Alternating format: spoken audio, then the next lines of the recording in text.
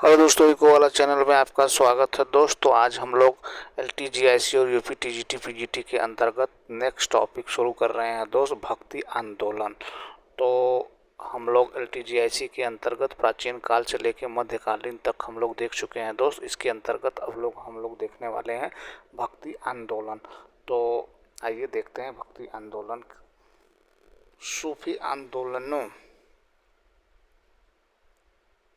सूफी आंदोलनों की अपेक्षा भक्ति आंदोलन अधिक प्राचीन है।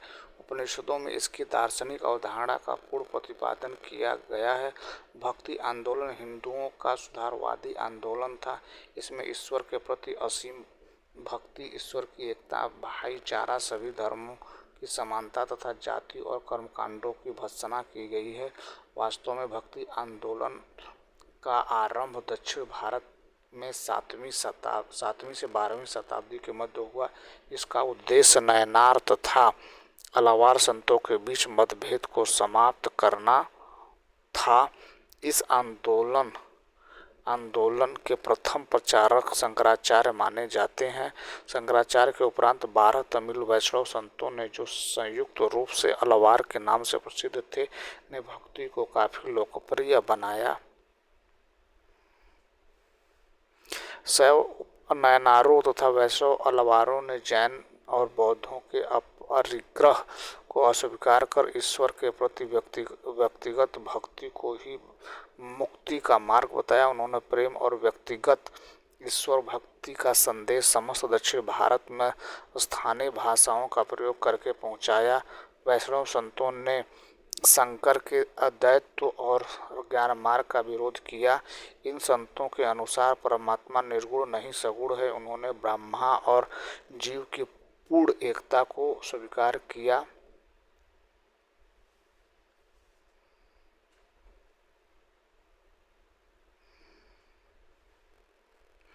भक्ति आंदोलन की विशेषताएं। भक्ति की धारणा का अर्थ एकेश्वर के प्रति सच्ची निष्ठा है। भक्ति पंथ ने उपासना की विधियों के रूप में कर्मकांडों तथा यज्ञों का परित्याग किया। भक्ति आंदोलन समतावादी आंदोलन था, जिसमें जाति या धर्म पर आधारित भेदभाव का पूर्ण निषेध किया।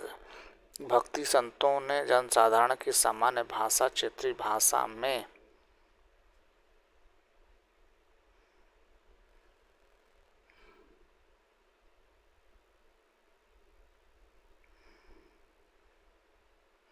आइए देख लेते हैं दोस्त भक्ति आंदोलन के प्रमुख संत देखते हैं भैया। तो पहले है भैया रामानुज। 12वीं शताब्दी में भक्ति आंदोलन के प्रारंभिक प्रतिपादक महान वैष्णव गुरु रामानुज थे। उनका जन्म तमिलनाडु राज्य के पेरम्बूर में हुआ था। वे सगुण ईश्वर में विश्वास करते थे। उन्होंने मनुष्य की समानता पर बल दिया और जाति व्यवस्था की भर्त्सना की। रामानुज के क्रियाकलाप का मुख्य केंद्र कांची और श्रीरंगपट्टनम था, किंतु उनके उपदेशों के प्रति चोल प्रशासन के विरोध के कारण यह स्थान छोड़ना पड़ा। रामानुज ने विशिष्ट द्वैत दर्शन का प्रतिपादन किया। भक्ति आंदोलन के दूसरे नायक रामानुज के समकालीन निम्बार्काचार्य थे। वे द्वैत दर्शन में विश्वास करते थे तथा ईश्वर के प्रति समर्पण पर बल देते थे। आगे देख लेते हैं, अगला देख लेते हैं दोस्तों।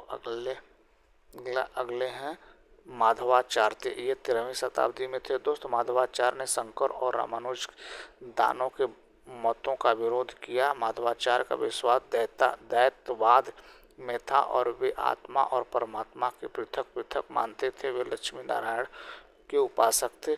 अगले हैं दोस्त रामानंद। 15वीं शताब्दी में रामानंद उत्तर भारत के पहले महान भक्त संत थे। वे रामानुज के शिष्य थे। रामानंद ने दक्षिण और उत्तर भारत के भक्ति आंदोलन के बीच सेतु का काम किया, अर्थात भक्ति आंदोलन को दक्षिण भारत से उत्तर भारत लाए।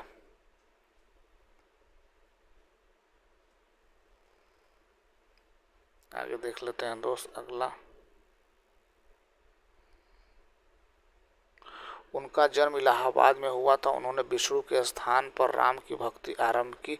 उन्होंने अपने उपदेश संस्कृत के स्थान पर हिंदी में दिए, जिससे यह आंदोलन लोकप्रिय हुआ और हिंदी साहित्य का निर्माण आरंभ हुआ। रामानंद ने चारों वर्णों में को भक्ति का उपदेश दिया। उन्होंने सिद्धांत के आधार पर जाति प्रथा का कोई विरोध नहीं किया, किंतु उनका व्यवहारिक जीवन जाति समानता में विश्वास करने का था। रामानंद ने 12 शिष्य थे। उनमें कई जातियों के लोग थे, जैसे रविदास, चमार, कबीर, जुलाहा, धन्ना, जाट, किसान, सेन, नाई, संगना, कसाई, पीपा, राजपूत आदि। वास्तव में मध्य युग का धार्मिक आंदोलन रामानंद से आरंभ हुआ। अगले संत देख लेते हैं दोस्त। अगले संत कौन है? कबीर दास। तो ये देखिए इम्पोर्टेंट है। 1444 से 1510 में कबीर दास सिकंदर लोदी के समकालीन थे। उन्होंने अपने गुरु रामानंद के सामाजिक दर्शन को सुनिश्चित रूप दिया। वे हिंदू मुस्लिम एकता के हिमायती थे। कबीर के ईश्वर निराकार और निर्गुण थे। उन्होंने जात पात, मूर्ति पूजा तथा अवतार सिद्धांत को अस्वीकार किया। कबीर की शिक्षाएं बीजक में संग्रहित है। उनके अनुयायियों को कबीरपंथी कहा जाता था। निर्गुण भक्ति धारा में कबीर पहले संत थे जो संत होकर भी अंत तक गृहस्थ बने रहे। वे साम्यवादी विचारधारा के थे। जो लोग तत्कालिक सामाजिक व्यवस्था के तीव्र आलोचक थे और हिंदू मुस्लिम एकता के पक्षपाती थे, उनमें से कबीर और नानक का योगदान सबसे अधिक है। अगला देख लेते हैं मित्र, आइए। रविवाद या रैदास। तो ये देखिए रविवाद या रैदास 15वीं शताब्दी में थे। ये रामानंद के अति प्रसिद्ध शिष्यों में से एक थे। ये जन्म से चमार थे, लेकिन इनका धार्मिक जीवन जितना गूढ़ था उतना ही उन्मत्त पवित्र था। सिखों के गुरु ग्रंथ साहिब में संग्रहित रविदास के 30 से अधिक भजन हैं। रविदास के अनुसार मानव सेवा ही जीवन में धर्म की सर्वोत्कृष्ट व्यक्ति माध्यम है। दादू 1444 से 1603 ईस्वी तक। कबीर तथा नानक के साथ निर्गुण भक्ति की परंपरा में दादू का महत्वपूर्ण स्थान है। इनका जन्म अहमदाबाद में एक जुलाहा के यहाँ हुआ था। इनकी मृत्यु 1603 ईस्वी में राजस्थान के नराना या नारायण गांव में हुई थी, जहां अब इनके अनुयायी दादू पंथियों का मुख्य केंद्र है। इनके जीवन का महान स्वप्न सभी धर्मों के विपथगामियों को प्रेम और बंधुत्व के एक सूत्र में आबद्ध करना था और इस महान आदर्श के कार्य के रूप में प्रेरित करने के लिए ब्रह्म संप्रदाय का परब्रह्मा संप्रदाय की स्थापना की। इन्होंने पुस्तकीय ज्ञान का तिरस्कार न कर लिखित रूप में संत वर्णियों की रक्षा पर विशेष जोर दिया। दादू धर्म ग्रंथों की सत्ता में नहीं बल्कि आत्मज्ञान के महत्व में विश्वास करते थे। उन्होंने ईश्वरीय भक्ति को समाज सेवा एवं मानवतावादी दृष्टि से संबद्ध किया। ईश्वर के सम्मुख सभी स्त्री पुरुष भाई बहनों की भांति हैं। दादू की शिक्षा थी, विनयशील बनो तथा अहम से मुक्त रहो। आगे देख लेते हैं दोस्त अगला।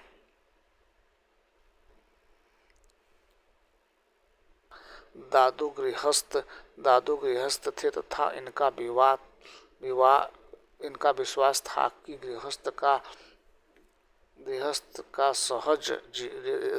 एक सहज जीवन आध्यात्मिक अनुभूति के लिए अधिक उपयुक्त है। दादू ने अनुरोध पर उनके शिष्यों के विभिन्न सभ्यताओं की भक्ति परक रचनाओं को संकलित किया। दादू एक असांप्रदायिक मार्ग का उपदेश दिया। दादू ने अनेक शिष्यों में सुंदरवास, रज्ब और सूरदास प्रमुख थे। रज्जब का कहना है कि जितने मनुष्य उतने ही अधिक संप्रदाय हैं। रज्जब ने कहा कि यह संसार वेद है, यह सृष्टि कुरान है।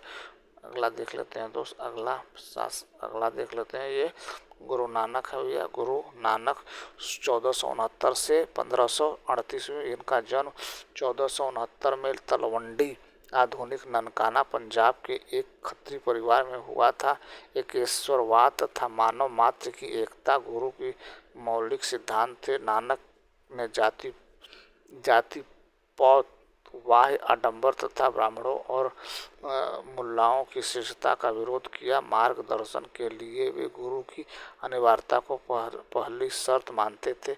कबीर की भांति मूर्ति पूजा, तीर्थ यात्रा, धार्मिक आडंबरों के कट्टर विरोधी थे, किंतु कर्म एवं पुनर्जन्म में विश्वास करते थे।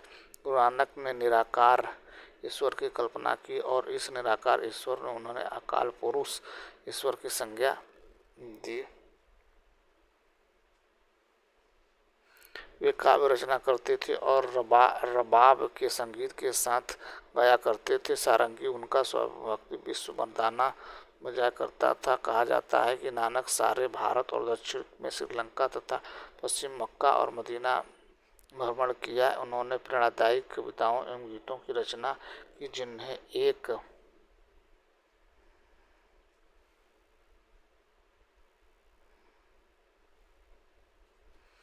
पुस्तक के रूप में संकलित किया गया, जो बाद में आदि ग्रंथ के नाम से प्रकाशित हुआ। 1538 में करतार में इनका निधन हुआ। अकबर की धार्मिक और राजनीतिक नीतियों में कबीर एवं नानक को महान संतों के उपदेशों को लक्षित किया गया। चैतन्य अगले संत कौन है दोस्त? यह चैतन्य 1484 से 1537 ईस्वी थे। इनका जन्म 1486 ईस्वी में नवद्वीप या नादिया बंगाल में हुआ था। चैतन्य का वास्तविक नाम विशंभर था, पर बाल्यावस्था में इनका नाम निमाई था। शिक्षा पूर्ण करने के उपरांत उन्हें विद्यासागर की उपाधि प्रदान की गई।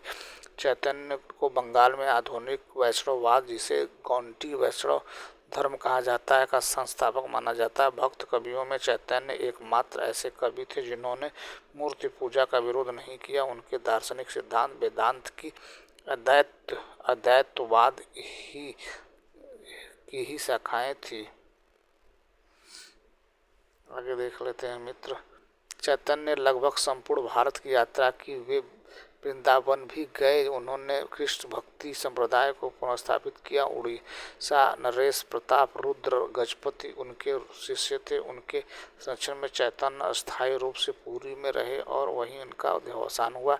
चैतन्य ने ईश्वर में कृष्ण या हरि नाम दिया। उन्होंने राधा और कृष्ण की उपासना की तथा वृंदावन में राधा कृष्ण को आध्यात्मिक रूप प्रदान किया।